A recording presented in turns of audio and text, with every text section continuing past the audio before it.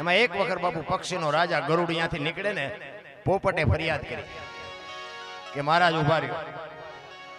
એ કે શું? એ કે ઓલા યમના દૂત કે અહીંથી રોજ નીકળે છે ને મારા સામુ કે દાંત કાઢે છે, મને લઈ જાય છે ને મને એની બીક લાગે છે. તેથી ગરુડ એમ કે છે કે એને આપણે કઈ ન કહેવાય, પણ તું મારી પીઠ માથે બેસી જા, હાલ હું તને હિમાલયના ખોપરા માથે મૂકી આવું, અહીંયા ખાવાનું પીવાનું બધું મળે છે અને યમના દૂત ભલે અહીંયા આટા મારે. એની પીઠ ઉપર બેસી જાય, હિમાલયના ખોપરા માથે મૂકી અને ગરુડ આવ્યા ને પાછા એ વડલે આવ્યા ને ત્યાં યમના દૂત નીકળ્યા ને ગરુડે કીધું કે તમે અહીંથી રોજ નીકળો છો, ઓલા પોપટના બચાવમાં શું કામ કે જો કરીને દાંત કાઢો છો, બચારાને એને હું કામ ગભરાવો છો?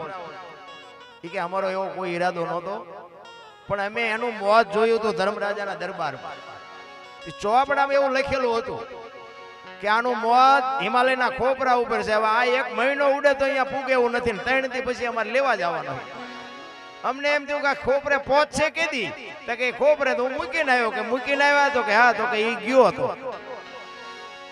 એટલે મૂકવા વાળા તો આપણને ગમે ત્યાંથી મળી જવાના. જ્યાં જવાનું છે ને બાપુ, આ જગ્યાએ બનવાનું છે, ત્યાં મૂકવા વાળા કોઈ દી જિંદગીમાં નહીં ગયા હોય ને તો અહીંયા તમને મૂકવા આવવાના.